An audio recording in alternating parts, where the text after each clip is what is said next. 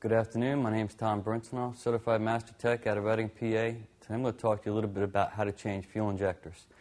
Your first step is going to be to make sure you have no fuel in the rail. So what you want to do is try to find your fuel pressure, your fuel pump fuse, pull it out, let the engine run until it dies. Your second step is going to be to remove your air box. I already have it unbolted here.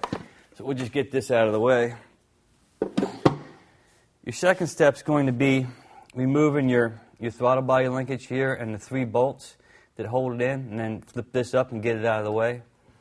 Your third step will be to remove your 3 or 4 bolts in your fuel rail. And once you have these 4 bolts out of your fuel rail, what you want to do is get yourself a large screwdriver and very gently pry back on this rail right here. You'll want to probably do this in 3 different spots, similar to right here. Try to pry against the intake manifold, not against any fuel injectors or anything plastic they might break. But once you get this pretty much broke loose, what you want to do is pull this rail out just a little bit and then unhook each one of your fuel injectors.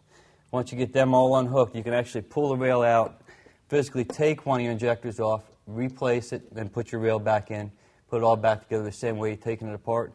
It's really not that hard. The thing you really want to be careful of is the fuel that's in the rail. You want to make sure that's all out of there. Or just be very careful when you take it off, because when you pull a fuel injector out, it's under pressure. So you're going to lose a little fuel. So just keep that in mind when you're taking it apart. Other than that, it's fairly simple, and good luck, and that's about how you change a fuel injector.